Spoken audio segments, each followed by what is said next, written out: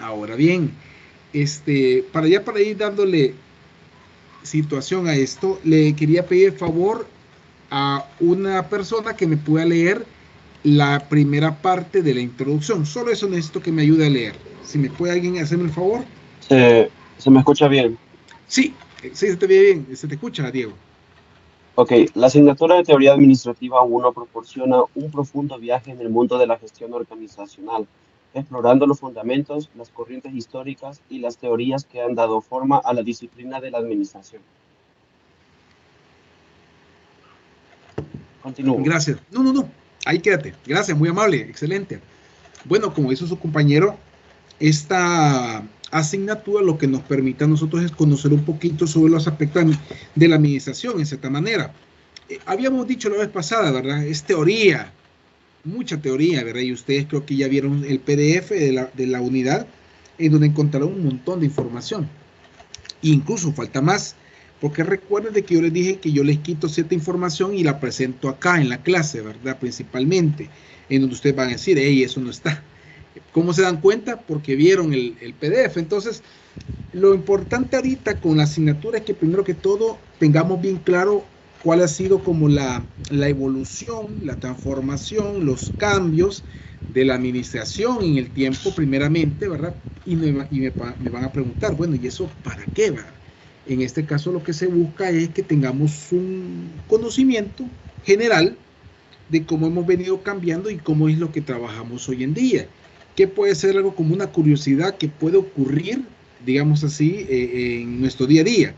De que toda la teoría que se está diciendo, hey, eso ya pasó, es lo que vivo yo actualmente en la empresa, ingeniero. Ahí igualito, así estoy trabajando ahorita. O sea, no ha cambiado nada. ¿Qué es lo que significa eso también? Significa de que tenemos que tener hacer un esfuerzo, mejor digo, no tener, en poder lograr aplicar metodologías de mejora que se van a ver acá en la clase dentro de mi área de trabajo. Es ponerlas en práctica. Prácticamente esa sería la opción en ese punto. Entonces, es importante, pues, darnos cuenta de cómo la administración o la teoría administrativa nos ha permitido evolucionar, cambiar y utilizar ciertos o nuevos conocimientos, herramientas que nos permitan mejorar en el tiempo. Eso es más que todo eso. La segunda parte lo que dice de entender es que nosotros vamos a tratar la manera de meternos sobre el tema de estudio de diversas orígenes de teorías, ¿verdad? Ya lo van a ver ustedes, y cómo ha evolucionado. Y esa teoría, en qué mejoró lo que es hoy en día la teoría administrativa, por ejemplo, o la administración en sí. Son aspectos que se van a estar tocando y se van a estar viendo acá en la clase. De igual manera, lo que se busca también es tener una base. O sea, muchas veces a nosotros se nos olvida que la formación requiere de una base bastante sólida para yo poder posicionarme en ella y en base a esa postura, yo poder tomar una decisión o plantear una nueva situación que se quiera desarrollar. ¿Qué quiero entender? Si yo no conozco mis bases, si yo no sé de teoría, cualquiera puede decir, él lo inventó. O sea, esta persona está inventando todo lo que está hablando, a todo lo que está diciendo. No, esto viene en base a varios estudiadores, profesionales, personajes en el tiempo que han dado suficiente información para poder contemplar la administración como es hoy, como se supone que debe ser hoy. Entonces esos son aspectos que se van a tocar y se consideran, digamos, factibles para este punto y son importantes. Ahora necesito a alguien más que me ayude a leer esta lámina. Solo necesito que me lea dos objetivos, los dos que él quiera o ella quiera, no importa. ¿Quién me puede ayudar? Se me escucha Kevin. bien. Hola, tengo aquí una señorita. Hola. ¿Su Hola. nombre? Hola, ¿se te escucha? Evelyn, sos tú. ¿Sí se escuchaba? Vaya, comienzo de nuevo. Dale, dale. Desarrollar una comprensión profunda de los conceptos fundamentales que constituyen la teoría administrativa, incluyendo sus definiciones, principios y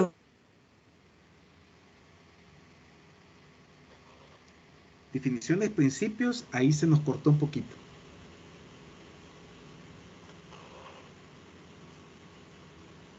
Hola.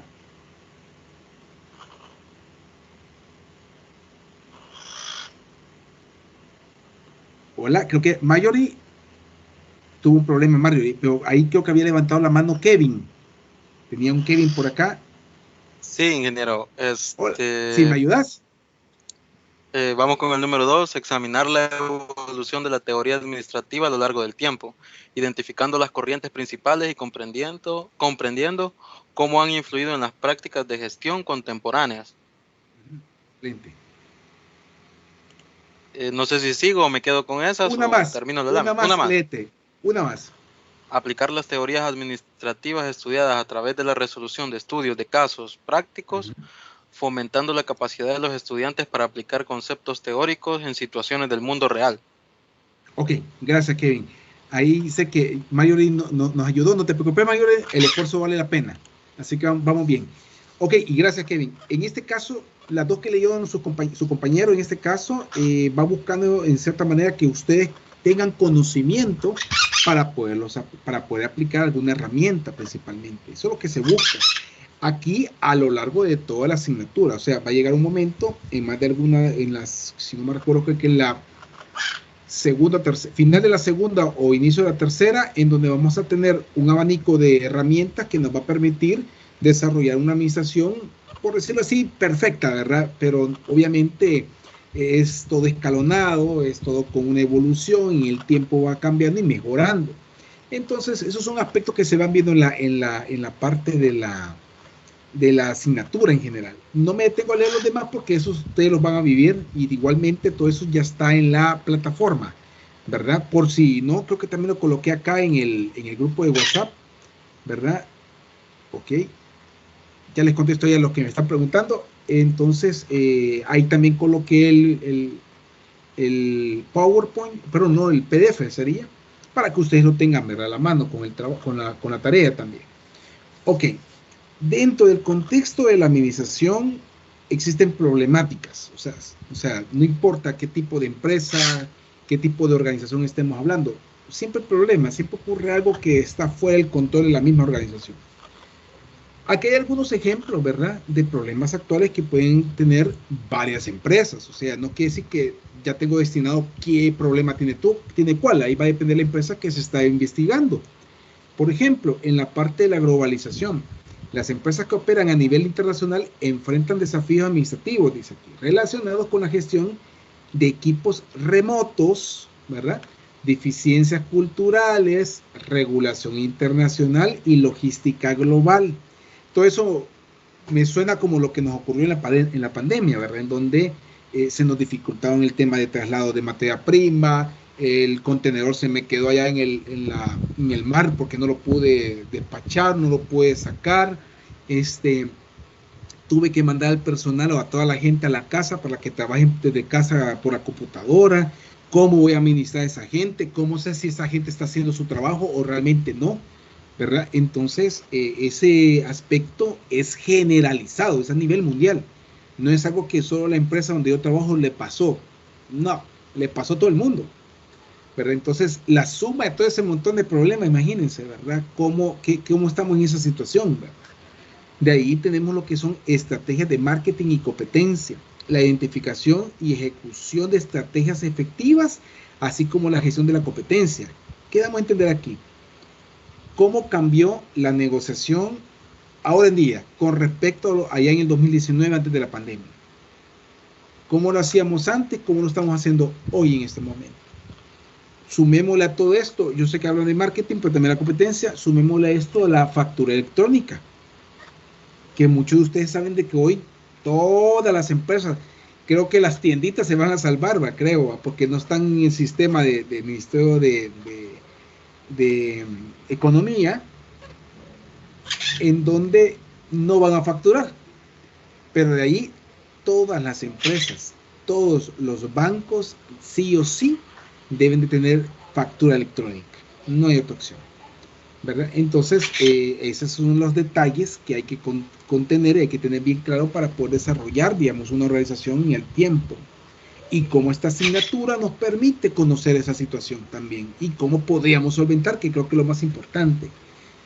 Diversidad e inclusión. Dice aquí que la administración debe abordar la diversidad en el lugar de trabajo y fomentar un entorno inclusivo para todos los empleados. Yo me voy a poner en un factor de inclusividad, estimados, con respecto, por ejemplo, a la gente que no puede escuchar o ciega, o alguien que tenga un impedimento físico que no lo deje caminar y le toca andar en silla de ruedas, por ejemplo. Imagínense que el día de mañana, Dios no quiera, obviamente, ustedes llegarán a padecer algo que les toca andar con silla de ruedas, ¿verdad? Y piensen de forma física, ahorita tranquilos, todos estamos virtual, no hay ningún problema. Pero si fue esto físico, cuando yo fui a la universidad, ingeniero, la silla no cabe en la entrada. O sea, cuando yo quiero entrar al salón, a ningún salón me va a caber. ¿Qué haríamos en ese caso? Chiñarlo, o sea, hacer un sobreesfuerzo, chiñar a la persona y llevarlo a un pupitre, imagínense. Entonces no estamos preparados a una inclusión. Sí, ¿qué pasa si aquí alguno de nosotros tenemos problemas auditivos? Y tenemos el tema del lenguaje de señas. Yo no conozco mucho, sé un poquito, no conozco, no lo he practicado, pero imagínense qué problema fuera. Tuvimos que tener como buscar esos nichos de desarrollo en las administraciones actuales para que podamos evolucionar y no serían las organizaciones en sí. Crisis y resiliencia. La capacidad de la empresa para gestionar la crisis, ya que sean pandemias, desastres naturales o problemas financieros. Ahí más de alguna de todo un poco, dicen. En este caso, la parte de la resiliencia es, sí, o da a entender para una persona qué tan habilidoso soy para poder manejar las problemáticas que yo tengo. Por ejemplo, hay personas, y yo he conocido varias, por ejemplo, voy a poner un ejemplo así, muy sencillo, en donde me dice, mi ingeniero, yo la otra semana no voy a poder estar en su clase. ¿Ok? Un ejemplo. ¿Y por qué? Le digo, ¿qué pasó? ¿Te vas a ir de país o algo? No, ingeniero, es que no he pagado. Y como no he pagado, yo no creo que sea bueno que entre, imagínense. Yo le digo, no hay problema. Yo sé que vas a pagar más adelante, métete, ¿verdad? Pero es cómo yo manejo esa situación, porque para uno de ustedes me va a decir, no, hombre, eso no importa, o sea, yo puedo pagar hasta que termine el ciclo, no hay problema. Para algunos de ustedes, porque es la manera en cómo están manejando la situación. Para algunos es esa y para otros es diferente. Entonces, la resiliencia termina siendo ese factor que muchas empresas buscan que sea una resiliencia grupal, o sea, entre todos. Yo les voy a poner un ejemplo. En el caso de la pandemia, cuando vino, mi problema principal y personal fue que yo fui el primero de mi área de trabajo que me mandaron para la casa. Y yo me enojé. Mi resiliencia baja. Me molestó. Dije yo, puchica, como que soy innecesario, dije yo. ¿Verdad? Porque me mandaron primero, pues. Entonces, ¿pero qué ocurrió después de que me mandaron a la semana siguiente? No, hombre, todo el mundo enfermo. Yo dije, puchica, no, hombre, o sea, la verdad que se agradece, ¿verdad? Pero en el momento que ocurrió, sí me sentí molesto. Me sentí muy molesto, incluso hablé con mi jefe de mi inconformidad, pero es la manera en como yo manejaba la situación y la consideraba en el momento. Ya en el tiempo uno va aprendiendo. Entonces son ejemplos de ese tipo lo que podemos estar tomando en consideración ahorita con respecto a la problemática que tienen las organizaciones. Ética empresarial. La presión para mantener altos estándares éticos en toda la operación. Casos de años atrás, había un compañero que entraba a la parte de entre la bodega y la maquinaria, y de repente él entraba con una caja aquí en el hombro, aquí la caja, como que no pesa, vacía. Y cuando salía de la bodega, salía con la caja puesta en un yale, jalándola. Como yo no soy muy metido en ese sentido, yo lo vi como normal. A ver qué pasó. Que ya le pesó mucho la caja. No sabía, estaba vacía, pero así parecía cuando la llevaba, ¿verdad? Conste. Ok, no pasa nada. Vamos viendo el tema de la ética. Esta persona tenía un puesto como encargado de bodega. Tenía.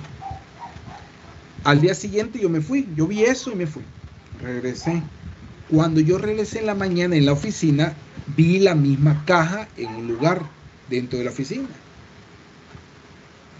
Y me dice un compañero, vení, me dice, ¿qué pasó? Aquel ya no está. ¿Qué pasó? Mira esa caja que está allá. Yo sabía de quién era, a quién la vi la caja. Me pareció sospechoso porque no todo el tiempo lo miraba haciendo eso. Mira, sí, esa caja la andaba fulano. Va. Todo eso es lo que había escondido en el carro de él, con la caja. Ok, ética. Fíjense bien, le voy a contar la historia a profundidad para que usted me diga, no, ingeniero, mira, a veces uno tiene necesidad, ¿verdad? Sí, todos tenemos necesidad. Pero vemos la ética. A esta persona se le había aumentado el sueldo y se le había cambiado el puesto hace un mes o 2 meses atrás de ese acontecimiento. Y pasa esta situación. Entonces uno dice, bueno, y entonces, ¿cómo es que podemos manejar una ética que sea acorde a las necesidades de todos, verdad? Y uno puede pensar, bueno, si alguien que acaba de tener un nuevo puesto, nuevo cargo, nuevo sueldo, viene a hacer esto, quiera robar un producto, ¿qué puede hacer que todos los demás eviten esas circunstancias?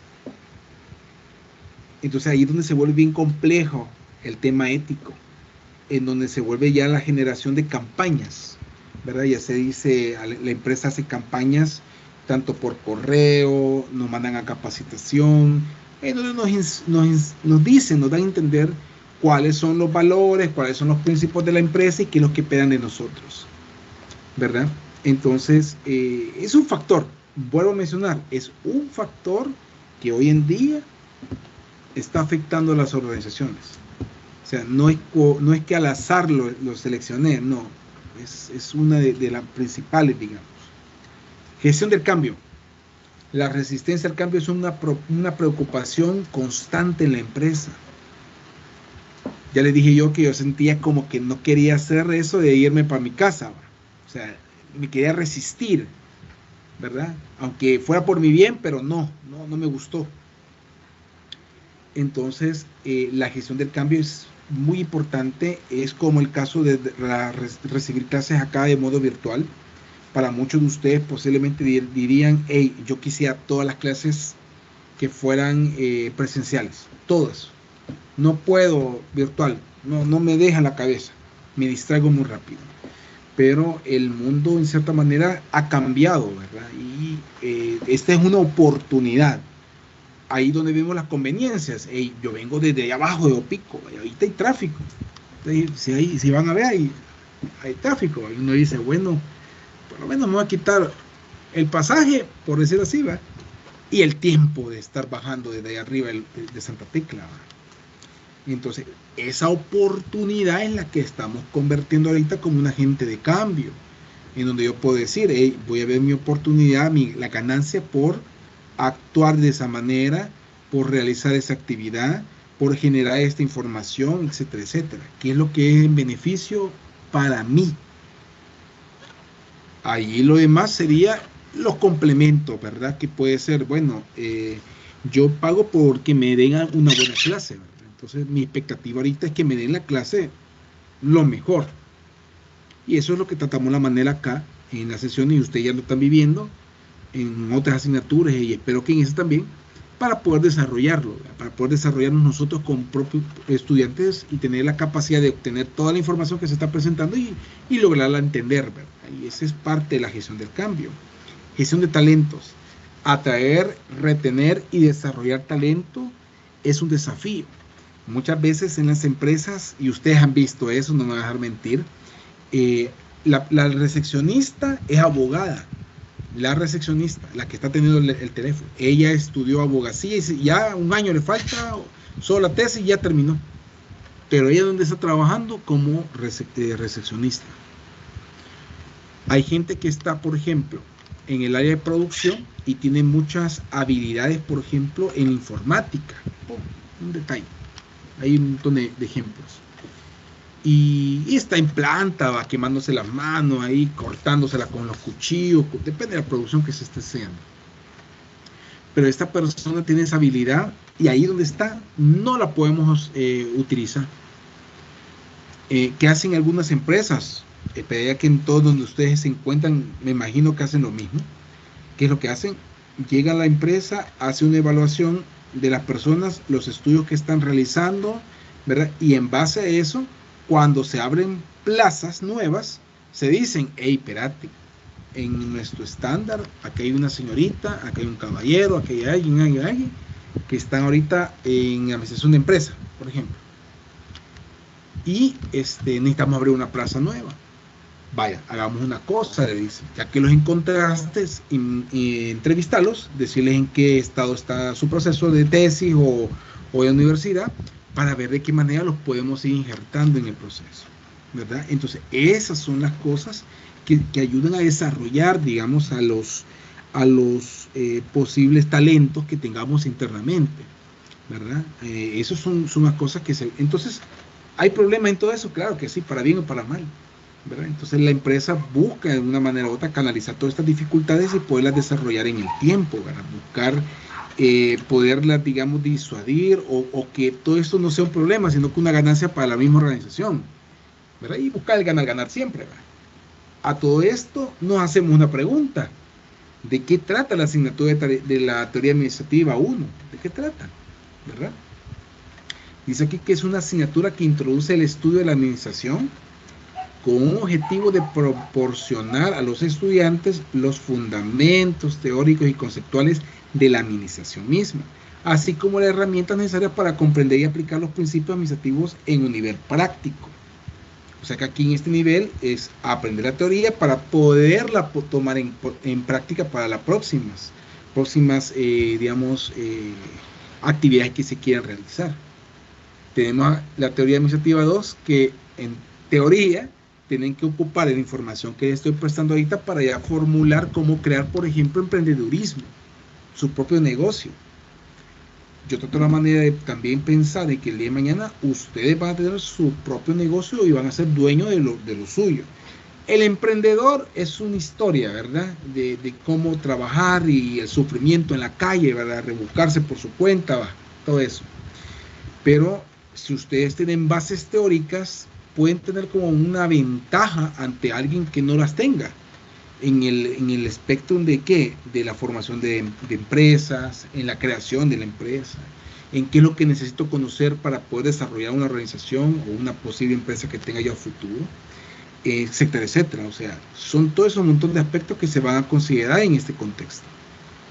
¿Qué es la administración? Ya como una pregunta específica, y dice aquí que es la ciencia social que se ocupa de la coordinación de los recursos humanos, materiales y financieros de una organización con el fin de lograr sus objetivos. En fin, comprender y coordinar los recursos humanos, materiales y financieros de una organización con el fin de lograr sus objetivos.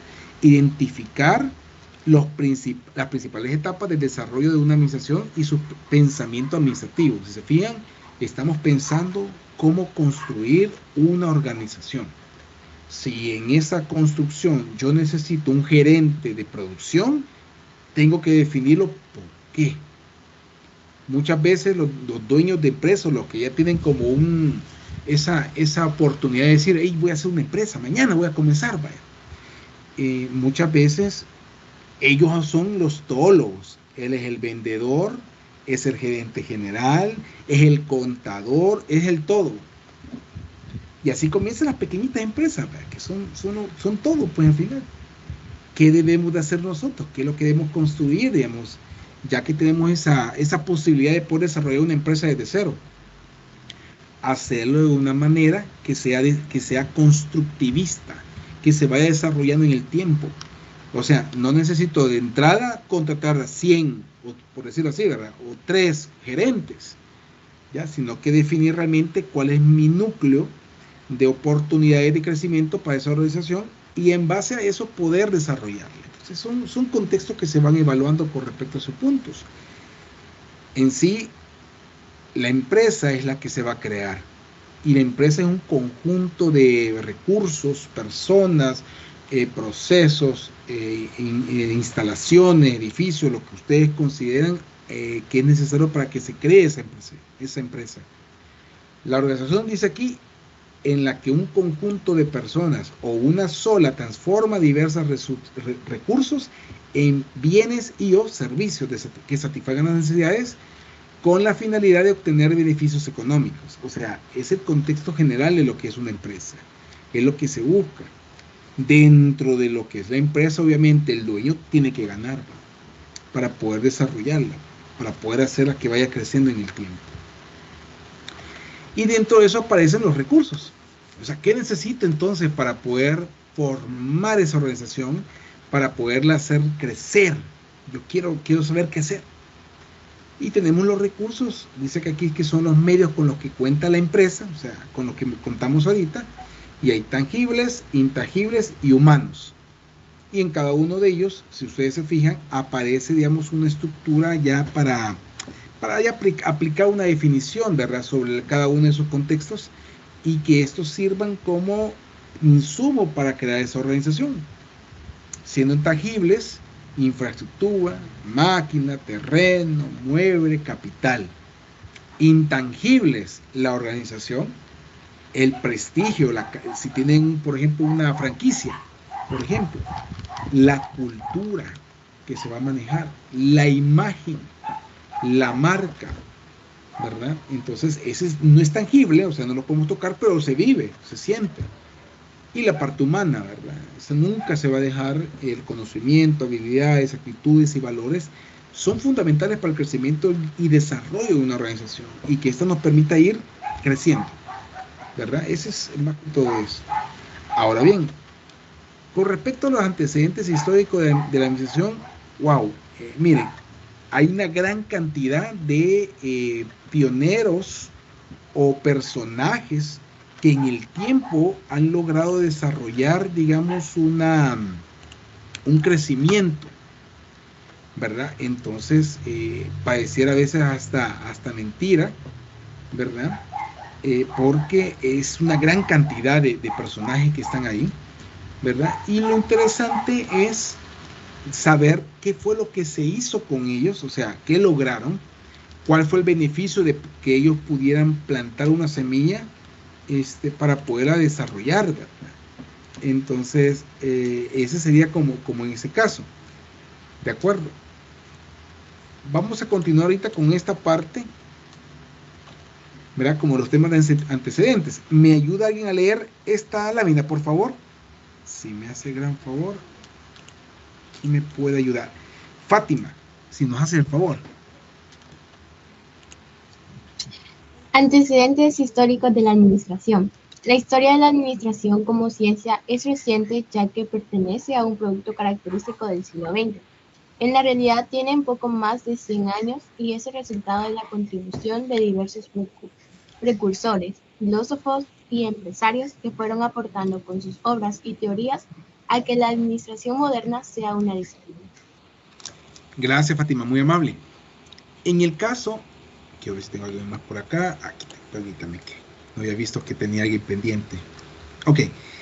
En el caso de la teoría administrativa, esta plantea en cierta manera de que como antecedentes principales tenemos que manejar aquellos precursores o aquellos idealistas que pensaron cómo manejar la administración de manera, digamos, de manera, ¿cómo les puedo decir yo esto? En ascenso, en crecimiento, en desarrollo.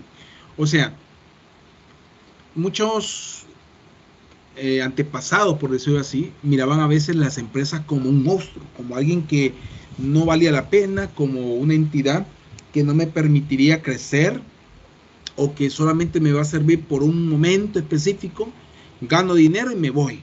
O sea, no pensaba quedarme en ella, ¿verdad? Incluso hay muchas personas que todavía el día de hoy piensan piensan de esta manera. Yo no sé si hay aquí alguno, y no significa que sea malo, no se preocupen, sino es un pensamiento. Bueno, dicen ustedes, yo voy a estar en esta empresa ahorita 5 años, y después de 5 años me voy, ya no quiero estar aquí. Entonces, ante esa situación, uno se va manejando un concepto o una creencia de empresa, la cual me sirve solamente para ir escalando hacia donde yo quiero ir, como una meta. Para otro posiblemente sea simplemente buscar ir ganando en el tiempo. Bueno, yo soy del pensamiento que si yo me cambio de donde yo me encuentro hacia otro lugar, lo primero que tengo que buscar es la parte económica. O sea, quiero ver cuánto voy a mejorar, ¿verdad? Y a veces nosotros ponemos un número. Entonces, ese es un pensamiento que tenemos. ¿Y por qué no pensamos, sería la pregunta, en que donde yo me encuentro actualmente puedo crecer? Hay muchos de nosotros que pensamos en que no vale la pena porque ya se cubrió todas las plazas, ya no hay dónde crecer, ¿verdad? No sé, que se mueran las plazas que yo quiero, por decirlo así, ¿verdad? En mal ejemplo, ¿verdad? Pero el punto aquí medular es, nosotros tenemos que tener una estrategia de crecimiento, así como lo buscaron las organizaciones. Y es ahí donde aparecieron ciertas personas y ciertas épocas, ¿verdad? O edades en donde hubo una transformación, ¿verdad?, de ese concepto. Por ejemplo, en la edad antigua, dice aquí, son durante la antigua Egipto, Mesopotamia y Asiria.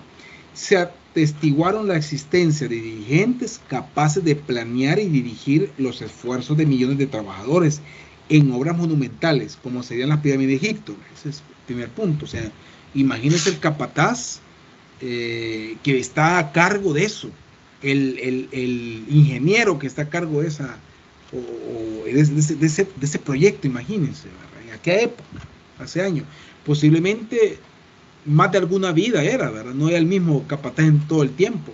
Se morían, pues iba otra, pues iba otra. Pero imagínense tener esa cobertura.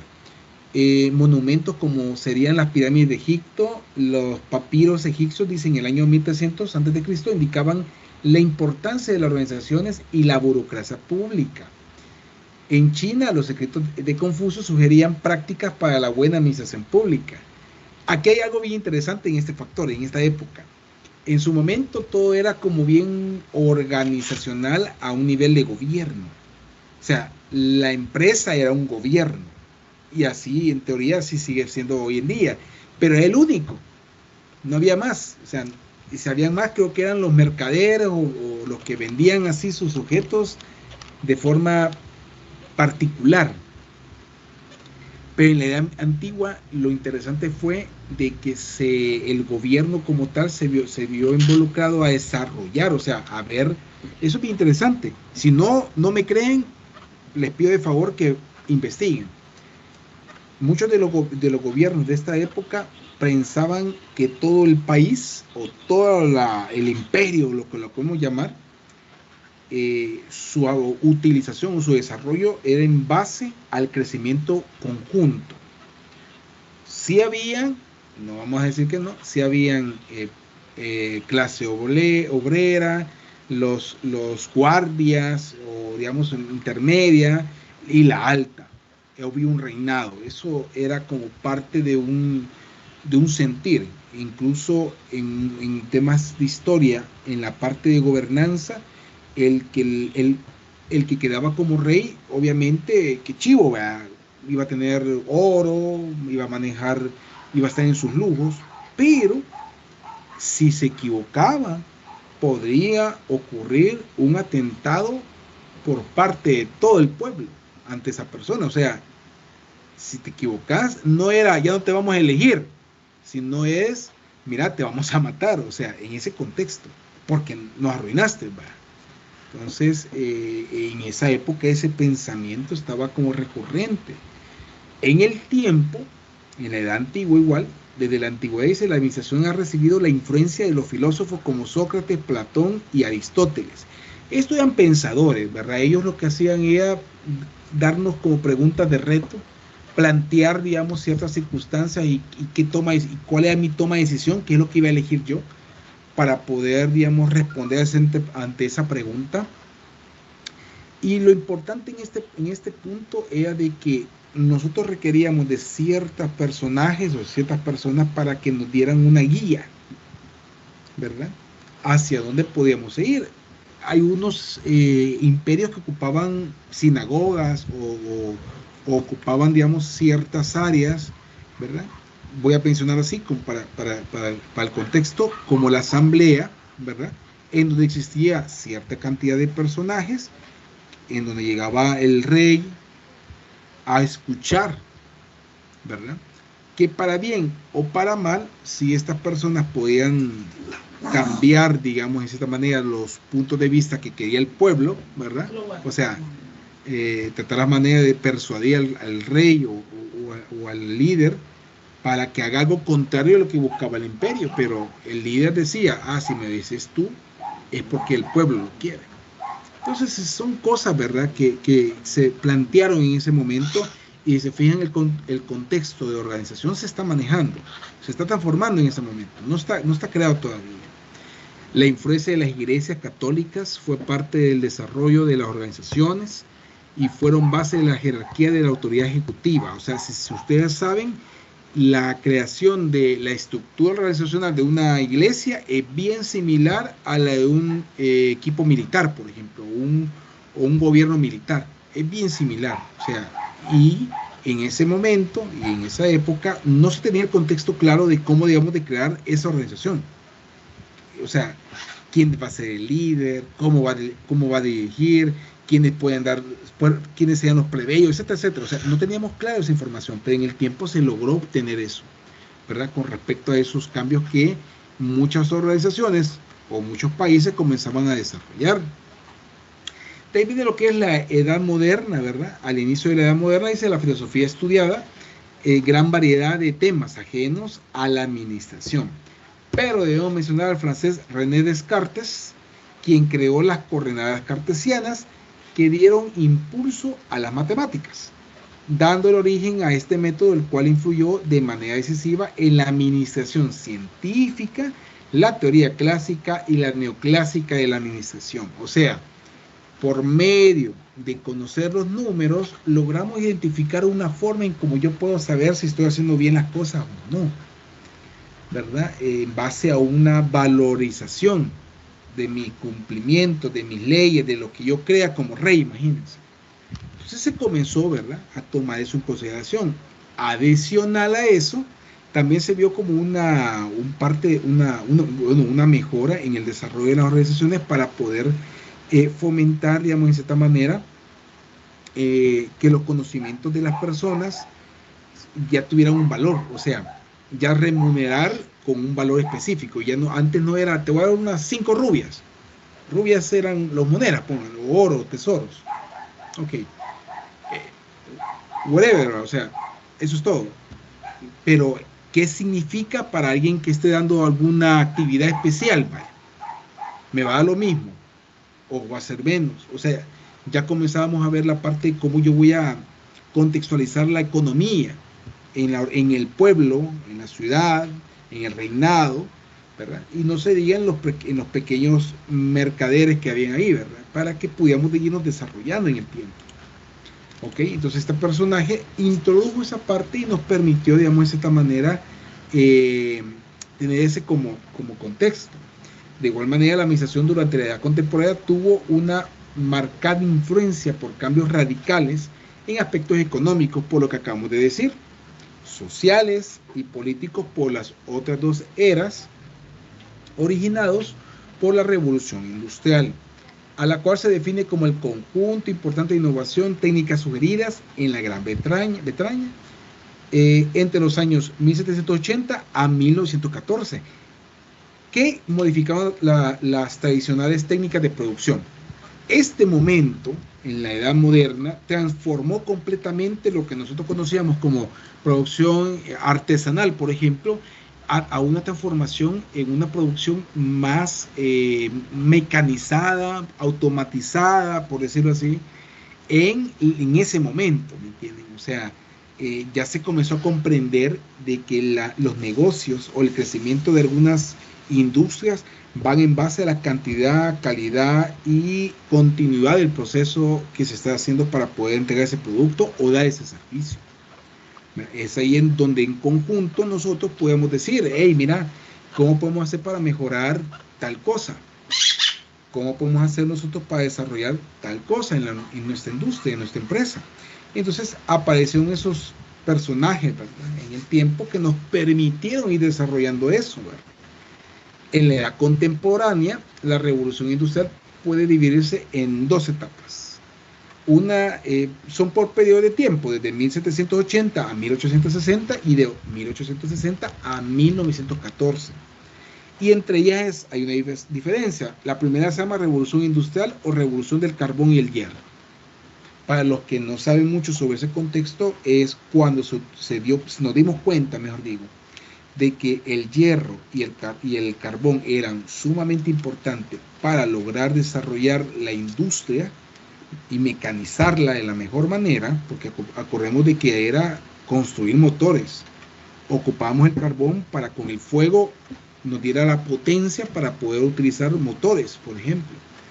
Entonces, en ese momento, el mundo entero dio una vista diferente a lo que teníamos.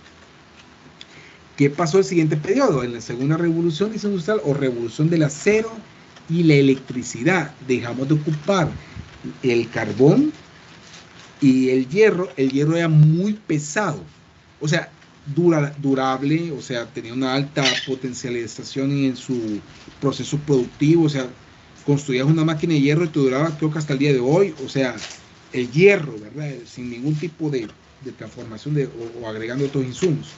Pero el acero me permitió moldear, desarrollar productos, máquinas, vehículos, ¿verdad?, más que con el hierro. Y el hierro lo dejé una condicionante como algo que me iba a permitir ayudarme a transformar algún tipo de, ¿cómo le puedo decir?, un repuesto, por ejemplo, que tiene que ser de hierro para poder subsistir y para que me pueda mantener el equipo que tengo con acero, por ejemplo. El carbón, dejamos de ocupar máquinas de carbón para irnos al lado de la electricidad.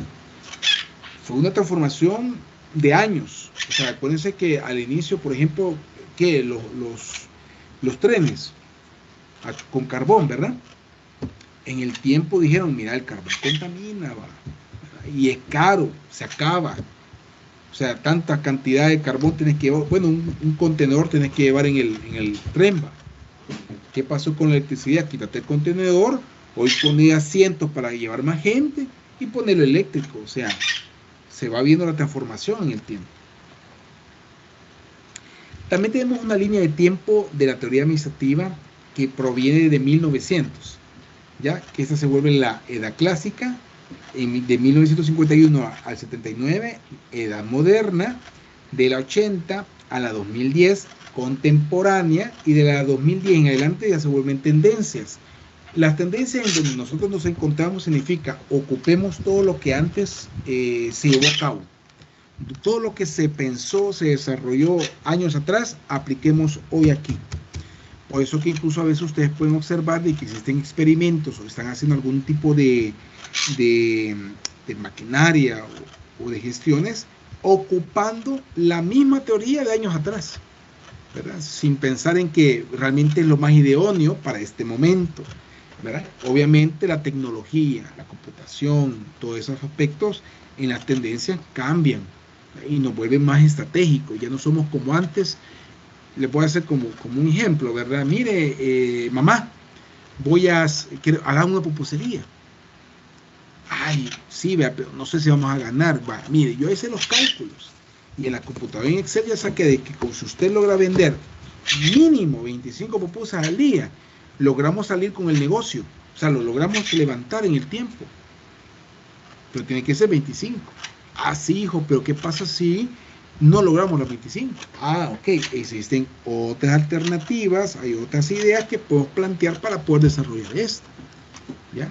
Es ahí donde aparecieron en su momento, si ustedes han de recordar, los cibercafé.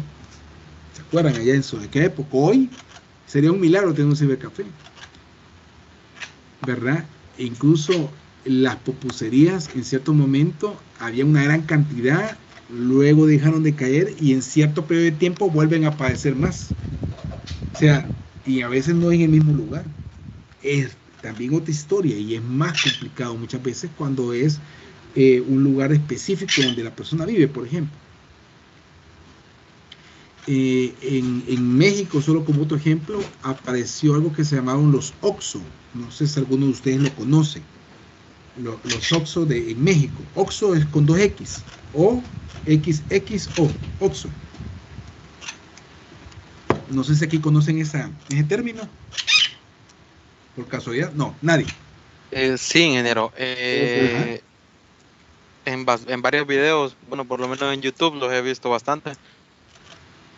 Ok, ¿y qué conoces de ellos, Kevin? De ahí vamos a preguntar a los demás. ¿Qué conoces de ellos? ¿Qué son? Más que todo, que son como tienditas que tienen como de todo. Son tienditas que se encuentran en cualquier esquina de México y por lo general de lo que se queja la mayoría en esas tiendas es que nunca hay 2 cajas abiertas. Ajá, pero hay una clave, hay un porqué, es estrategia.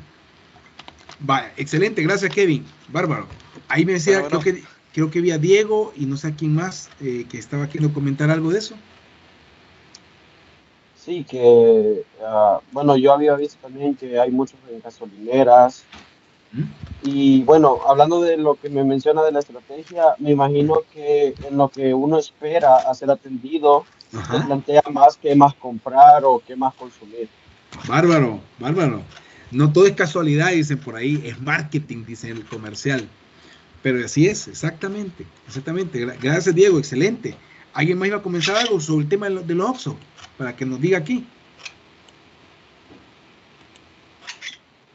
¿Y alguien más? ¿O solo ustedes dos eran? Creo que solo ustedes dos eran. El OXXO. Pero, ¿Hola? iba a comentar. Dale. Que sí, realmente es algo que se ha dado muy en tendencia en México, ya que es bastante beneficiable para la mayoría de personas ahí. Exacto. No, algo bien, ¿saben qué curiosidad hay en eso del OXXO? Yo he ido a México y, por ejemplo, de una esquina a otra esquina hay un OXXO. O sea, en la misma esquina, solo que están en 2 esquinas separadas. Y uno dice, ¿y por qué? O sea, si está el OXXO allá, yo desde aquí lo puedo ver, pero ¿por qué hay otra aquí? Incluso si uno va a caminar, y aquí me llama la atención porque algo similar parecía que iba a ocurrir con las farmacias Camila, creo que se llaman, ¿verdad? O esas farmacias que hay en 724, ¿verdad? Que hay en algunas colonias. Yo dije, quizás algo por ahí, pero porque si ustedes van a estas, por ejemplo la Camila, que tengo aquí una Camila, cuando ustedes entran, ustedes saben que van a comprar un medicamento, pero ya tienen soda, tienen churros, tienen galletas, o sea, yo decía, solo le falta el café para agarrar agua caliente y hacer café, ¿va? Solo eso le hace falta, porque todo lo tienen, o hacer la sopa. Pero la tendencia en OXXO hoy en día, y sigue siendo la misma, no ha cambiado en los años, incluso después de la pandemia, es mantener como esa necesidad hacia las personas. O sea, el hecho de que exista un OXXO en cada cuadra, por decirlo así, da a entender una tendencia. Bueno, yo voy al OXXO cuando voy a México, o sea, busco un OXXO, compro ahí en OXXO, pues, o sea, porque lo veo como la tiendita de la colonia, pónganle, o sea, la tiendita de la señora que está a la par de uno.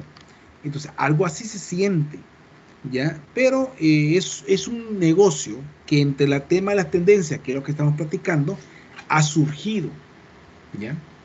Hay otras franquicias, hay otros, si hablamos incluso de productos, que manejan la misma tendencia, ¿ya? Entonces, la tendencia nos permite, y cuando hablamos de tendencia, todo lo que antes se pudo aplicar, la estamos volviendo a utilizar ahora como una forma de desarrollar las organizaciones.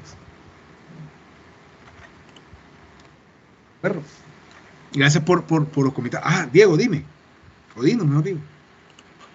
Como detalle, siento muy curioso, de hecho, incluso para mí es más curioso la estrategia que hizo una empresa de delivery que es UPS, me imagino que la conocen.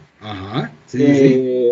Ha ordenado que en todos sus delivery los camiones tienen que solo girar a la derecha, porque notaron de que se ahorran millones de gasolina, tiempo y evitan más contaminación cuando solo hacen giros a la derecha en vez de a la izquierda, porque, bueno, tiene que ver porque en Estados Unidos un giro a la izquierda hay que tener más cuidado para no invadir carriles, no atropellar a alguien y todo eso, ¿verdad? Entonces, cuando hacen solo giros a la derecha, se ahorran millones de dólares en gasolina y todo anualmente. Muy buen punto. Si te das cuenta, con el comentario que tú acabas de hacer, Diego, lo que da a entender es lo siguiente. Si yo hago una investigación de una articulación, de una actividad, de un proceso en específico, no, hombre, o sea, me puede abrir una vastedad o una gran cantidad de posibilidades de poder mejorar mis procesos o mis actividades. A veces de algo tan insignificante, ¿verdad? Como eso. Entonces, son factores que ayudan a muchas empresas a pensar, ¿verdad? Dentro de la caja, a decir, bueno, antes funcionaba, ¿y por qué no lo aplicamos ahora? Entonces, muy buen ejemplo el de UPS, excelente, sí, había escuchado algo de eso, y ahí como que la competencia quiere serlo, pero más a nivel logístico, la competencia de entrega. Ellos por ese lado se quieren ir, son varias estrategias, pues, pero sí, muy atinada el comentario, Diego, gracias. Bueno, ya para ir continuando, tenemos más personajes, ¿verdad? Que nos permitieron conocer y el funcionamiento, en cierta manera, de la administración, ¿verdad? En este caso, como sería la teoría científica, la cual va buscando las tareas, la eficiencia y la productividad. Esta lo desarrolló Frederick Taylor allá en 1903, ¿verdad? Donde este señor comenzó a pensar en, hey, ¿cuáles son las actividades que hace esta persona? ¿Por qué las hace? ¿Por qué las hace a esta velocidad? Hay que ejecutarla de esta manera. No habría otra forma de hacerlo, ¿verdad? Entonces este personaje se entró a las empresas de esa época, esa industria, y comenzó a ver, ¿verdad?, qué es lo que hacían. A veces incluso él comenzó, si ustedes ven un poquito la historia de Frederick Taylor, comenzó a indagar en las necesidades de darle un tiempo de esparcimiento a las personas, porque antes el horario era completo. Lo que ocurría es que si ustedes tenían hambre, le decían a la persona, mira, relevame, voy a comer y regreso. Entonces venía otra persona, seguía haciéndolo de la otra persona y el otro se iba a comer. Incluso cosas que sucedían en esa época por lo complicado y lo forzoso que eran las tareas humanas en las empresas. Le decía a uno, hey, dame chance, voy a comer, y nunca regresaba. Pero la persona que quedaba trabajando ahí estaba, ¿verdad? Y ahí viendo para todos lados, viendo quién le ayudaba. Por eso que ustedes, incluso que en unas películas lo representan, va pasando uno, hey, venga, queremos que trabaje, métase. Era así de inmediato el trabajo, ¿ya? Incluso había gente fuera de las empresas ofreciendo empleo. Hey, bienvenido, hay plaza. Más cuando la demanda aumentaba de esa maquinaria, de esa producción, sea la que hubiera. Entonces, este señor, para continuar, visualizó cuál era la situación en que se estaba viviendo en esa época en el país, y pensó y dijo, hey, ¿por qué no, según lo que estoy viendo, le damos tiempo de comida? Algo que se llama el almuerzo. Dirían, hoy en día es normal, incluye de ley, conste que eso es el plus, pero en esa época, ¿cómo era? ¿Verdad? Entonces, de ese tipo de detalles, este señor comenzó a visualizar. De ahí venía la teoría clásica, que buscaba la estructura, la formación de estructura, cómo debe hacer la empresa, la eficiencia de la misma. Si hay tantas máquinas, tiene que ver tanto eficiencia, ¿verdad? Y este fue el señor Henry Fayol en 1916. La teoría de recursos humanos, las personas. Ok, bueno, como les venía diciendo, entre lo que es la teoría científica y la clásica, hubo una interrelación con respecto a lo que es el pensamiento de las organizaciones. Luego apareció Elton Mayo, quien definió que realmente la importancia de una organización era las personas. Luego, en el tiempo, apareció la teoría burocrática, Y buscaba en cierta manera la estructura y la racionalización, o sea, buscar en cierta manera de que todo lo que se haga dentro de la organización haga sentido para incluso no solo el dueño, sino que las personas. ¿Sentido en qué me quiero entender? En lo que se hacía dentro de la organización. Entonces, este señor Max Weber interpretó esa información tomando en consideración las anteriores teorías. Todo se va jalando, o sea, ninguna teoría se hace a un lado, se mantiene y se van en el tiempo, se van adquiriendo más y más y más. La teoría estructurista menciona que la estructura es lo importante y el ambiente laboral, cómo yo me siento con mis compañeros o con el área donde yo me encuentro, ¿verdad? No hay muy malos olores, etcétera, etcétera. Todo ese tipo de cosas son las que se van considerando con este señor Amitai Itsunomi. También aparecieron otros más, ¿verdad? Que también en su momento apoyaron, ¿verdad?, el desarrollo de las teorías, que la de sistemas, la neoclásica, la conductual, la teoría de recursos o de organización organizacional y teoría de situacional, ¿verdad? También que eran parte, digamos, de un componente de crecimiento en las organizaciones. Todas esas teorías agarran un poquito de cada cosa y más adelante vamos a hablar un poquito más a detalle, un poquito más sobre ellas. La edad contemporánea. En este periodo de tiempo prácticamente ya es la que va entrando a nuestra época actual, ¿verdad?, en la parte de las tendencias, en donde tuvimos que adquirir ciertos conocimientos como la planeación estratégica, que me ayudaba a mí a definir realmente si el rumbo que llevaba mi empresa iba para bien o no. Cuáles eran las condiciones o el acondicionamiento de la organización para que ésta creciera. ¿Se requiere más maquinaria, más personal? Sí, ¿por qué?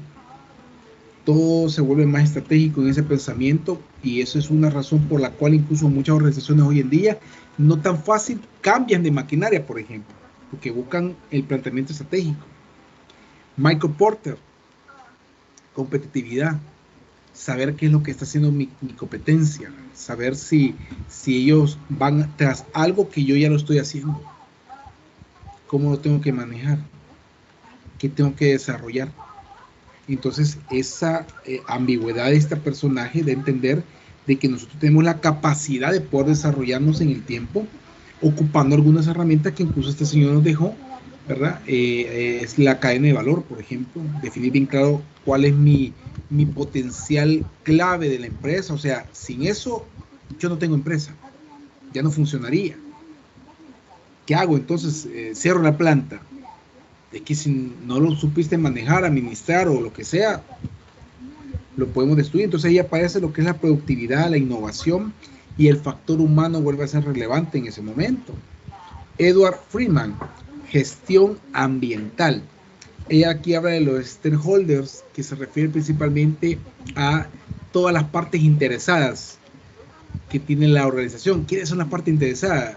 La gente, el personal, el dueño, los supervisores, el proveedor, todos los que están relacionados con la empresa, para bien o para mal. El management, que se refiere principalmente a la gestión. Es aquí donde muchas veces, por ejemplo, en ese periodo de 1985, ya existían recursos humanos. Y yo creo que ustedes me van a decir, ingeniero, pero casi no ha cambiado. Pero en ese periodo de tiempo, el recurso humano específicamente pensaba en bien del dueño de la empresa, no en las personas.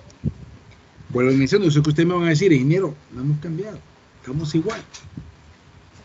Pero ¿qué ocurría con este señor con el planteamiento que él daba? Él daba a entender de cierta manera de que las gestiones que se están generando dentro de una organización tienen que tener un cuidado, tienen que manejarse en base a una verdadera necesidad de las mismas. O sea, no hacer las cosas solo porque sí, solo porque se ve más bonito, ¿verdad?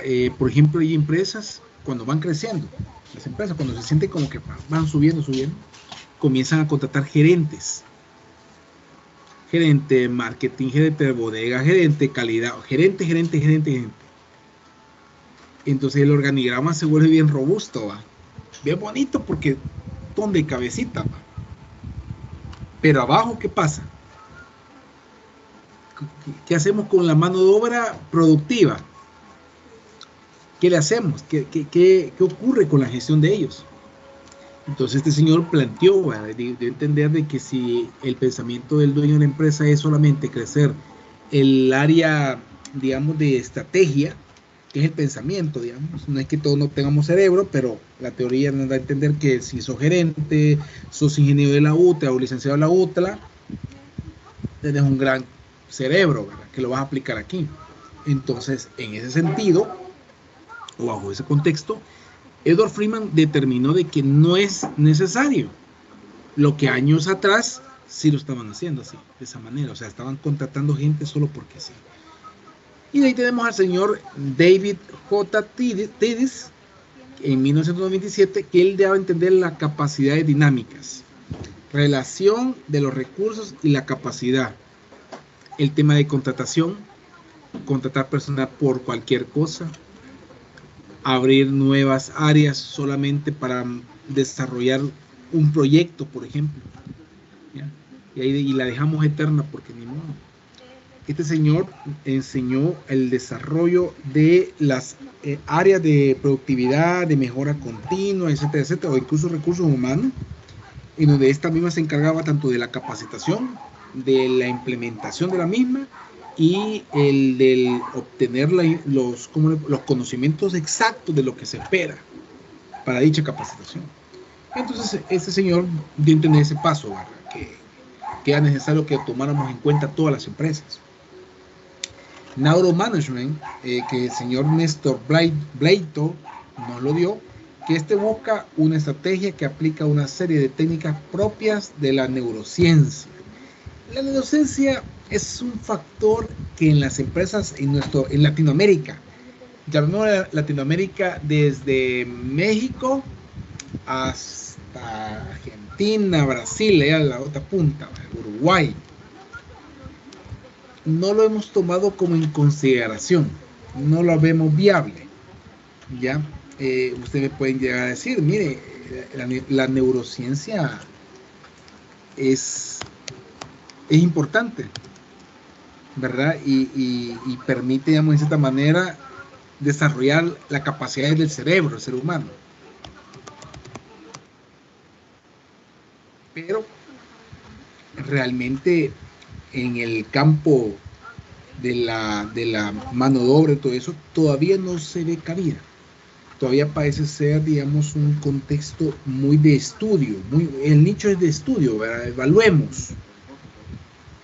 Porque como acuérdense que, bueno, solo les voy a comentar lo que nació o que logró este tiempo, este periodo, este tema.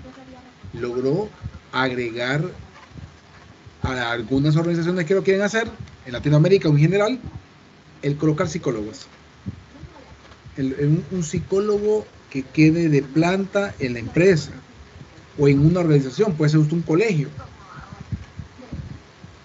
Porque acuérdense que esto estudia el sistema nervioso, cerebro, ¿okay?, la médula espinal, ¿verdad?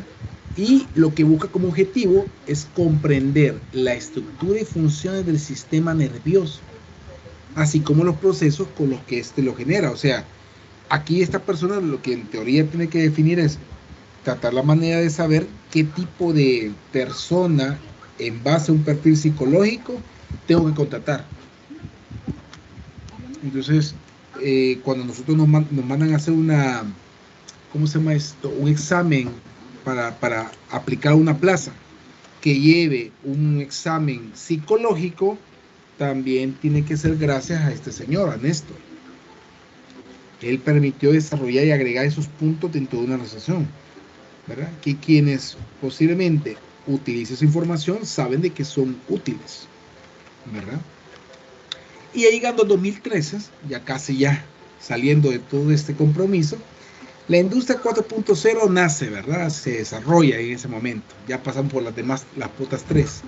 Y la 4 lo que va buscando es innovación, objetivos y meta de desarrollo, sostenible, el benchmarking, el coaching, las e-business y las e-commerce, business intelligence y marketplace, ¿verdad? No la de Facebook, marketplace a nivel virtual, ¿verdad? Entonces, las tendencias son esas, ¿verdad? Y todas las organizaciones que manejan un tema de administración tienen que desarrollarlas.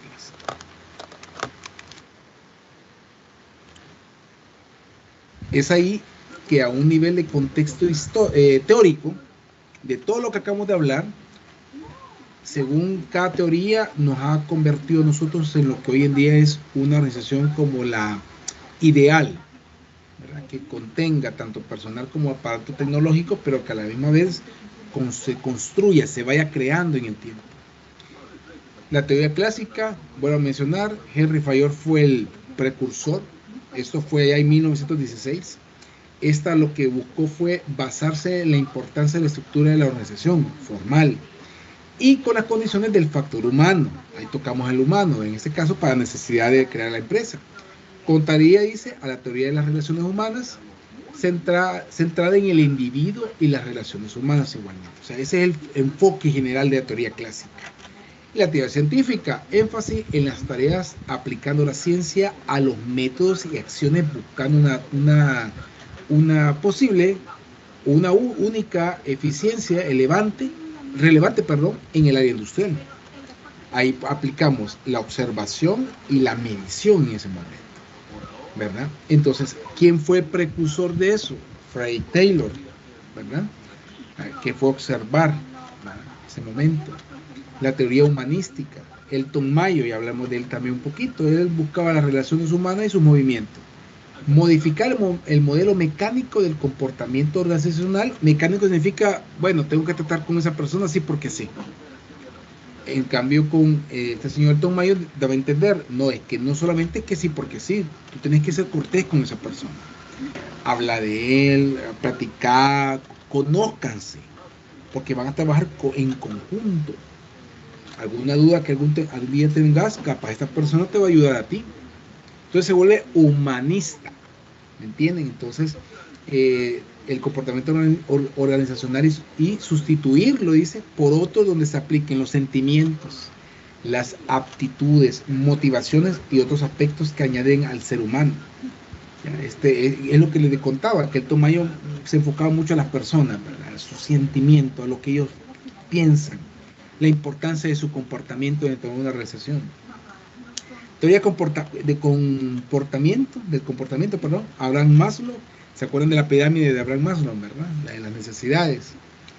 Enfocada a la psicología, tiene una dificultad de entendimiento ya que se basa en el énfasis de tomar decisiones humanas, centrada en la personalidad del ser humano. Aquí me voy a detener. Yo sé que algunos de ustedes deben saber de que, por ejemplo, les ha pasado que le dicen a un amigo, no, mira, lo que vos hiciste, yo no lo hubiera hecho. ¿Y por qué? Si es que, hombre, no hacía nada, ¿verdad? Ahí el caso. No, es que para mí hubiera sido mejor haber hablado con la persona, haberle puesto la situación realmente qué es lo que sucedió, ¿me entienden? O sea, y hay otros que dicen, no, yo lo mandé a la droga, yo lo eché, ya no quise discutir con él, no sirve para nada. Entonces, todo este comportamiento ocurre dentro de las organizaciones en ese periodo de tiempo. De lo que se buscaba de una como coinonía, por decirlo así, una unión o una búsqueda de integración entre las partes que se están aplicando en la organización. Porque si no, ¿qué ocurriría el día de hoy o en la empresa donde ustedes están trabajando? Que nadie se soportaba con nadie, ¿va? Y ustedes me van a decir, dinero, así estamos. No, pero nadie ha dicho nada, ¿va? No ha habido ningún intercambio en ese sentido, porque estamos buscando un tema de comportamiento, ¿ya? Y cómo desarrollado en el tiempo, ¿verdad? De ahí la teoría XY, el representante de esta teoría, o sea, quien es el pilar, digamos, de su desarrollo, es Douglas MacGregor, y esto se basa principalmente en que representa actitudes y prácticas agrupadas por personas frente al trabajo para distinguir las características esenciales. En este momento, este personaje lo que andaba buscando es saber cuáles eran las características necesarias para ciertos puestos. ¿Qué ocurría con esa información? Se le mandaba a todas las instituciones educativas diciendo, vaya, necesitamos perfiles de la siguiente manera, ¿ya? Que tengan este tipo de como forma de ser, comportamiento, la actitud, y que se maneje bajo un perfil específico. Por ejemplo, hoy me hablé con alguien de ese tema y me dice, mire, me dice, aquí donde nosotros trabajamos en esta empresa, todo es tema de abogados. O sea, aquí es, como le digo yo, tema de aspectos legales, de leyes. Y yo le pregunté, ¿y usted es abogada entonces? No, yo soy la oveja negra. Ay, ¿qué es usted? Administrador de préstamo. Pero ¿sabe qué, mis? En el tiempo he ido aprendiendo más. Sé que no tengo la carrera, no voy a ser abogada, pero tengo conocimiento, me defiendo, digamos, acá en mi puesto de trabajo. Yo decía, wow, ¿cuántos años está trabajando aquí? Más de 10 años. Ok. Entonces, ¿qué es lo que buscamos bajo ese contexto? De que las características de esa persona sean inherentes al puesto que necesitamos. Es difícil. No todas las empresas lo pueden hacer, o incluso las que lo están haciendo muchas veces fallan, porque no logran complementar, digamos, los conocimientos de estas personas para poder desarrollar su puesto. Es lo que les conté, entendería, si no me recuerdo, anteriormente, con que la recepcionista tenga la carrera completa de marketing, o de hasta puede ser doctora, imagínense, y ni modo, no hay trabajo. Entonces me tocó ser la recepcionista, pero viene el empleador y dice, bueno, mira, necesitamos hacer por ser el extremo. Ella es doctora, ¿verdad? General, está en recepción, ya graduada. Hagamos una cosa, hagamos la clínica, digamos, empresarial. No la tenemos y nos la están exigiendo el Ministerio de Trabajo. Y que ella nos ayude. Y la pasamos para que ella sea la gerente o la jefa de esa área, ¿vale? ¿Qué decís? Hey, tienes razón, va. Sí, aumentémoslo obviamente por su trabajo para que nos ayude al crecimiento de la clínica, ¿verdad? Y a veces se oye bien complejo, es como cuando a uno le dicen, mira, espérate un ratito, ya van a abrir la plaza. O sea, ya tiene la gente para poder activar esa plaza, pero por veo qué motivo no está activa. Entonces, al final lo que queremos entender con esta teoría es que se busca desarrollar una organización de ese tipo, o sea, que vaya en base a eso. La teoría neoclásica de Peter Drucker, allá en 1954, dice que se encargó de determinar conceptos básicos y principios fundamentales de la organización, buscando desarrollar y hablar de la estructura nominal, las relaciones de cargo y la departamentación de empresas. O sea, este pensamiento era, no, toda la empresa tiene que estar seccionada, y tiene que estar seccionada por obreros, capataces o jefes o supervisores, gerencia, alta gerencia, por ejemplo. Entonces, este pensamiento era el de desarrollar una organización a ese nivel, ¿ya? Aunque sea micro, ¿verdad? Pero tenerla bajo ese contexto, porque así se notaba el crecimiento que llevaba la empresa. Teoría estructuralista, que es de James Brugman, es integradora, dice, fue integrada por un grupo de psicólogos y sociólogos que se dedicaron a estudiar el comportamiento humano. Surge entre la teoría tradicional y la humana y busca integrar entre esta, o sea, busca este pensamiento aplicarlo en todas las organizaciones. Es ahí donde nace, por ejemplo, lo que la ONU nos dio, que son los 29 objetivos de las organizaciones, creo que es 29, si no mal me equivoco, en donde establece que el ser humano, que somos nosotros, somos los beneficiarios y somos los que van a implementar dichos objetivos. Por eso se habla del estructuralismo, de la creación.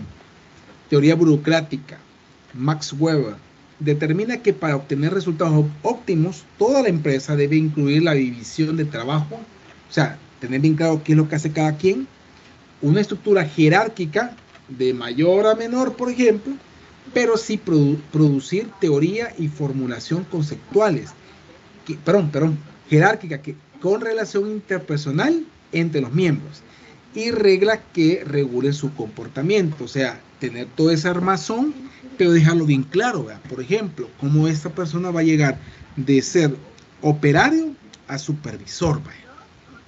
¿Cuáles son los requisitos? ¿Cuál es el perfil de la persona? Entonces, yo como burócrata, o sea, bajo esa teoría, enfocándome en eso, yo necesito tener un perfil idóneo, ¿verdad? Y si no, no. Ahora, muchas veces nosotros la burocracia la tenemos como en cuenta como poner al hijo del dueño dentro del proceso.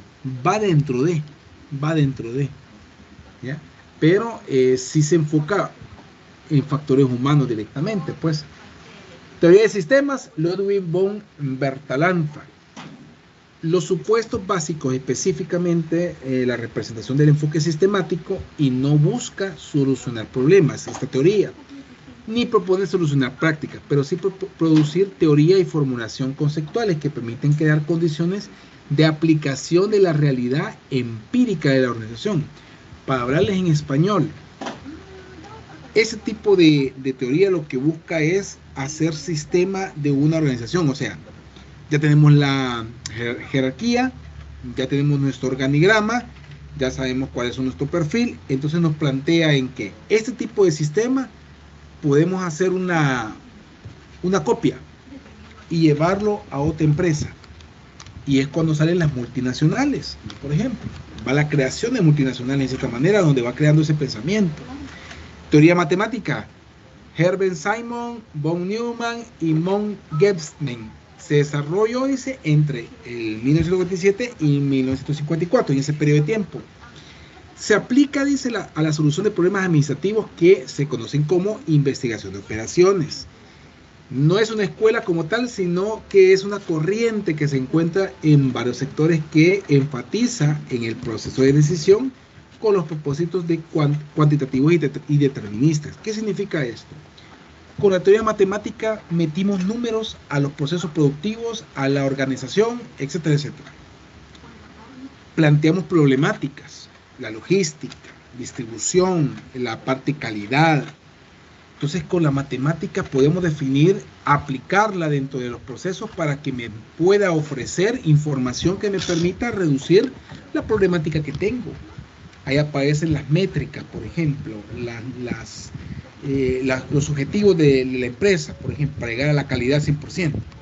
Entonces, bajo la matemática, el pensamiento matemático viene siendo como cuáles son esos conceptos que tengo que manejar numéricamente hablando, que me permita mantenerme en un estándar positivo o adecuado para mi cliente. Entonces, es ahí donde se desarrolla todo ese proceso. Luego tenemos lo que es la teoría contingencial, elaborada, dice, en 1980 por William Dill y William Starbuck, James Thomson, Paul Lawrence, Jane Lawrence y Tom Borg. Se centra en la idea de la efectividad de las prácticas de gestión, depende de la adaptación de estas a la circulación específica de su organización. En español, esta me permite de cierta manera prepararme a tener un plan de contingencia, a decir, hey, viene una pandemia. Solo les voy a decir un comentario, y yo sé que esto queda en video, ¿verdad? Pero para que sepan, ustedes díganme, ¿creen ustedes que en enero del año 2020 ninguna empresa sabía que había una pandemia? Aquí en El Salvador, para que no vayamos tan lejos, aquí en El Salvador. ¿Creen ustedes que, ajá, mi estimada Camila, dinos? Buenas tardes, ¿se me escucha? Buenas tardes, sí. Ok, fíjese que yo tuve una experiencia, ¿verdad? En el 2020 yo estaba iniciando una empresa más bien. Era una clínica odontológica por parte de mi familia. Okay. Y nosotros nos atravesamos con que sí habíamos escuchado un poco que había una enfermedad, pero allá en otro continente, ¿verdad? Y nunca pues nos imaginamos que iba a ser lo que fue, ¿verdad? Exacto. Algo que se expandió increíblemente y pues prepararse para eso. Las empresas, en el caso de nosotros que éramos una clínica, wow, fue como un balde de agua fría porque estábamos en proceso de apertura y tuvimos que cerrar. Sí. Entonces, no lográbamos ni pasar la inspección que se pasa para aperturar una clínica y con contratos ya abiertos, ¿vea? O sea que eso significaba tener que pagar, ¿vea? Mensualmente, alquiler, bioinfecciosos, insumos, etcétera, etcétera. Entonces, fue un choque bastante fuerte, ¿verdad? Porque no preveímos lo que iba a pasar. Gracias, Camila. No, hombre, gracias a ti por por comentarlo. La verdad que no es gusto de nadie, ¿verdad? Decir, miren, fracasé en el negocio, que no es tu culpa, obviamente, ¿verdad? Pero te agradecemos ahí la información, ¿verdad? Y si algún día tenés o tenés ya tu clínica, yo como le dije a la otra persona que tiene su negocio ¿qué es? De veterinaria. Gracias, Diego, bárbaro. Entonces, que lleven sus tarjetitas ahí a la universidad, vamos a compartirlas ahí, ¿ok? Por si las tenemos ahí. Entonces, aprovechando lo que dice Camila, miren, en la parte contingencial, lo que se prevé de que existen un nicho de mercado, o mejor digo, una agrupación de empresas que tienen conocimiento de un entorno general a nivel mundial. No les voy a hablar de eso, de teorías de conspiración, de Illuminati, eso no, por favor, eso es otra historia. Lo que quiero entender esto, existe la posibilidad de tener información en vivo y en directo de las condiciones para los próximos negocios en un año. ¿Ya? Sí existe esa información, sí está. Como decía Camila, nosotros yo escuché en diciembre del 2019, yo escuché que había un gran brote de una gripe.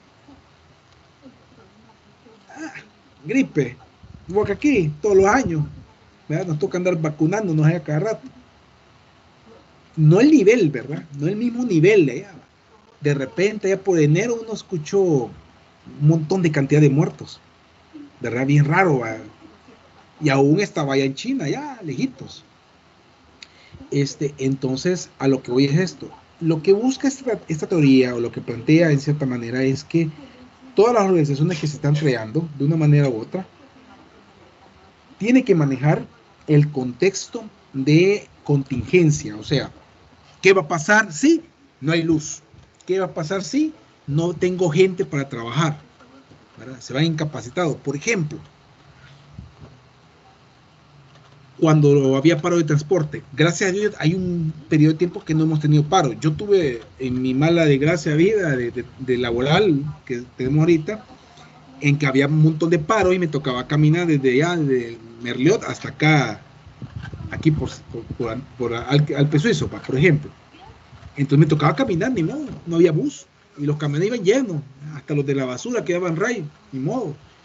Entonces, ¿cuál fue la contingencia ante eso? ¿Y qué fue lo que se valoró? ¿Y qué es lo que se busca, por ejemplo? ¿Qué es lo que se busca con la pandemia? Miren, todos prevemos de que puede ocurrir otra vez. Todos sabemos que en un momento nos pueden decir, tápense otra vez la boca, y todo virtual, ya todos los días. Ok. Pero la parte de contingencia lo que me permite es hacer un plan desde hoy para prepararme al futuro. Les voy a contar lo que está haciendo donde yo estoy trabajando en cierta manera.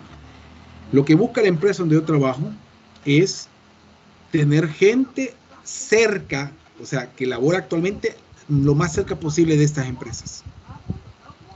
¿Qué significa, ingeniero? Que según donde vive, así lo van a contratar. Es una estrategia. Por ejemplo, un listado de las, ¿cómo les puedo decir yo? De las zonas donde cierta cantidad de personas viven cerca. Voy a poner un ejemplo. Merliot, Tecla, Lourdes, por decirlo así. San Salvador, una línea para San Salvador. Entonces, si ya tengo a quiénes son los que están más cerca, ¿por qué? Si el día de mañana pasa algo, estamos hablando de un paro de buses, no nos va a afectar. Otro ejemplo, otra idea. Hay un paro de buses. Ok, contamos con una línea de buses o gente que nos da la apertura inicial, porque hay que hacer un pacto entre caballeros, entre negocios. En que pase eso, yo tengo ya mis 7 buses ya para mandarlos para Lourdes, para traer a la gente que venga a trabajar. Y les estoy contando cosas que vivimos durante la pandemia. No son mentiras, ¿me entienden? O sea, y yo decía, wow, tener ese nivel de contingencia, o sea, es bien estratégico, ¿verdad? No todas las empresas lo pueden lograr hacer, ¿verdad? No todas. Pero esto es parte de un desarrollo, ¿me entienden? Esto es un tema transformante, o de transformación, que en el tiempo obviamente se van a poder lograr observar. Ok. De todo lo antes presentado y mencionado, la diferencia entre el poder y la autoridad es un factor que predomina en cada una de las etapas antes mencionadas. Y este es mi último tema. Con esta lámina prácticamente ya casi ya terminamos nuestro día, digamos, de clase. ¿Ok? No les estoy robando, no se preocupen, sino que la otra semana voy a ser presencial, así que necesito hacer un par de cosas con ustedes. Ahí los vamos a divertir. Pero no lo quiero dejar sin este punto. La diferencia entre el poder y la autoridad. Estos son conceptos esenciales, dice aquí, en el estudio de las relaciones sociales y organizacionales. Mientras que en el poder se refiere a la capacidad de influir y controlar, y la autoridad implica en el derecho legítimo. O sea, yo lo tengo porque a mí me lo han otorgado. De tomar decisiones y dar órdenes. Esta distinción se manifiesta en la naturaleza, origen, legitimidad, ejercicio, duración de ambos conceptos, lo de arriba. Comprender estas diferencias es fundamental para el análisis de la dinámica del liderazgo estructural, organizativa y la toma de decisiones en diversos contextos sociales. En fin, la diferencia entre poder y autoridad es muy amplio. ¿Alguien me puede decir aquí, en pocas palabras, qué sería para ustedes poder y autoridad dentro de una empresa? Una diferencia, un ejemplo, lo que ustedes consideren. ¿Qué se les ocurre? Un ejemplo entre poder y autoridad. Ustedes me digan los jefes, yo ahorita en la plaza. ¿Hola?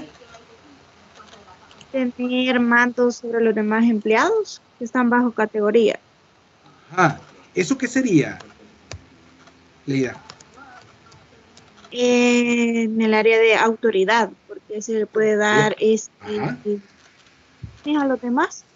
Excelente, ajá, porque tienes una autoridad, ¿va? Te han dado a ti una potestad, te han dicho, sos tú la jefa, así te han dicho, pero tienes tu autoridad, ¿ok? Excelente. Ahora bien, poder, yo tengo el poder. ¿Qué se les ocurre a ustedes como ejemplo? No autoridad, poder. Diego, dinos. Bueno, no sé si me estaría yendo por otro tema. Dale. Pero tal vez un accionista o socio de la empresa que decida tomar sus propias decisiones independientes con el fin que lleva la empresa. Por ejemplo, me parece... No necesariamente está trabajando. Excelente, me parece muy buena idea, muy buen ejemplo. Fíjate bien, si yo soy el mayor accionista, yo no trabajo en la empresa, soy accionista, pero soy el mayoritario, tengo el 60%, suponete. Yo tengo el poder de decir, mire, esa área no me gusta, donde está Diego no me gusta esa área, quítenlo.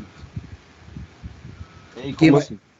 O sea, en el sentido de que yo tengo la libertad de poder eliminar ciertas áreas o procesos de una empresa. Ahora bien, soy el accionista mayoritario, o sea, tengo mi poder. Están los demás. No puedo sobrepasar, bajo ese contexto, la autoridad de ellos tampoco, ¿verdad? Pues aquí viene lo que tú me decís. Mejor me voy, me llevo mi 60% y lo dejo ustedes con el 40% y modo, y vean ustedes cómo lo están manejando la empresa. ¿Ya? Pero el fin, ¿cuál es?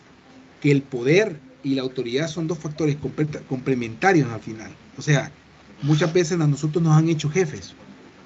Eso es autoridad, te hago jefe. Pero el poder no lo logro manejar. ¿Y qué es lo que ocurre a veces con el no manejar el poder?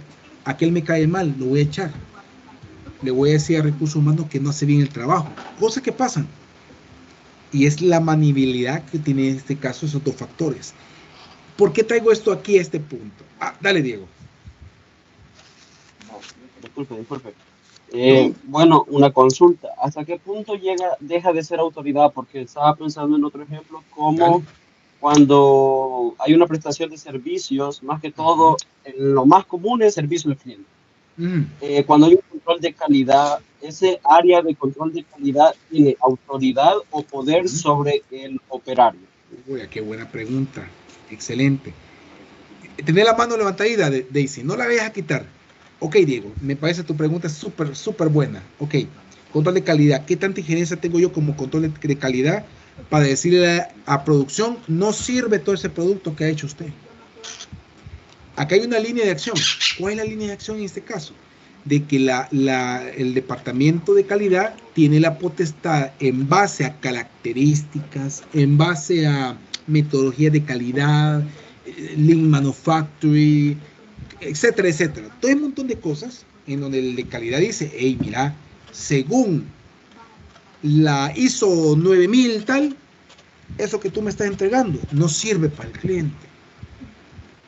Y te voy a poner un detalle, todavía, Mayuk, dice de calidad, no me sirve eso, ¿ok? No me sirve para nada. Ella puso bueno este volado.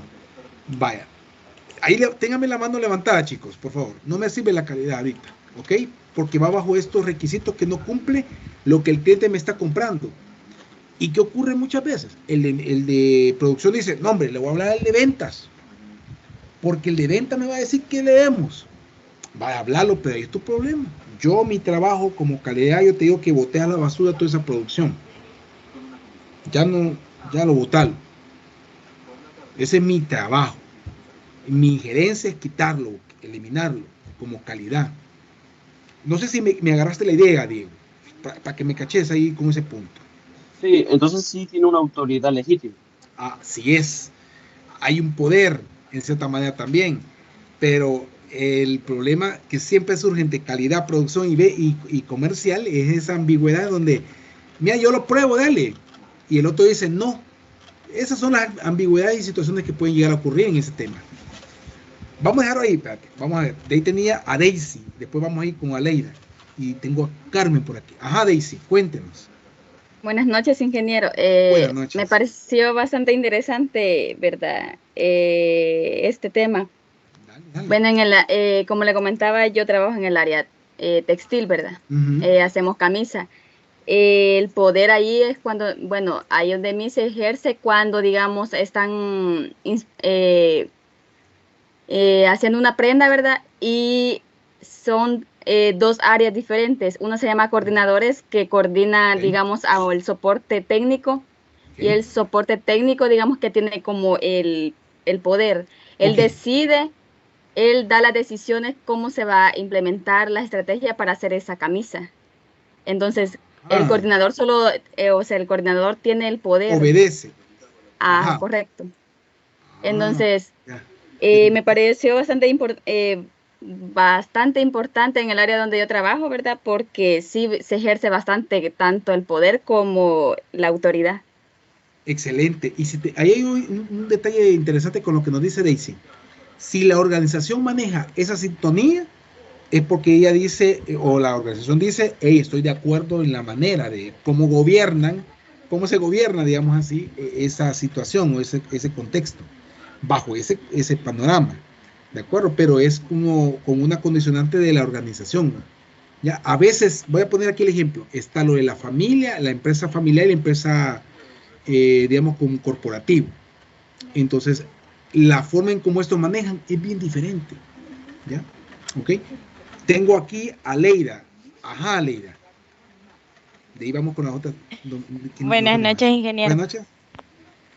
Fíjese que me pareció bastante interesante la pregunta que hizo Diego. Entonces yo me puse a pensar, yo que trabajé en una empresa industrial y trabajé como control de calidad, exactamente, ahí sí, por lo menos en el área en la que yo estaba, o las áreas que yo miraba, sí ejercíamos o sí le decíamos nosotros al área de producción que nosotros sí teníamos la autoridad de poderles decir, ok, no, ese producto no sirve, en base a los estándares o tolerancias, como le podríamos llamar, que el mismo cliente nos había dado.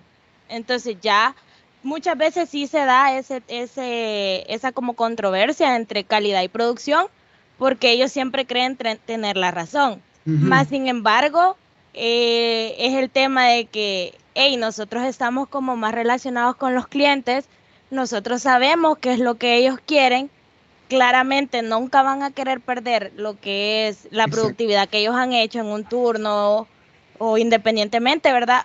Pero, no sirve. O sea, no podés sobrepasar eso. Y siempre decían, no, pero consultémoslo con fulanito de tal, o vámonos más arriba. Entonces siempre tiende a darse eso. Y, o sea, no era como un tema de ponernos a decir, nos vamos a poner a discutir, o sea, ustedes pueden ir, consultar y todo, pero siempre venían y le daban la razón a Calidad porque ellos son la autoridad. O sea, siempre tendría a darse eso, pues. Gracias, Ale. En efecto, sí, así es. Hay una ambigüedad en el contexto de quién manda aquí. Incluso muchas veces nos ha tocado meter a los gerentes que se peleen por nosotros.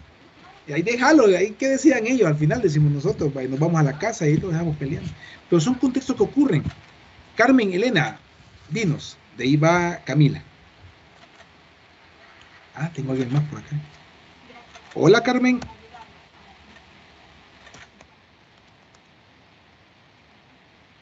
No sé si tiene problemas con el micrófono, Carmen.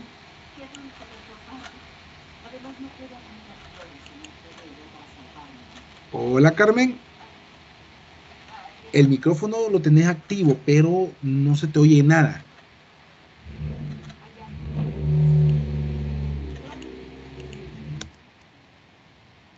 Si gustas, lo vamos a revisar y vamos a pasar con Camila. Cualquier cosa, tú habla para ver qué puede ocurrir, ¿ok?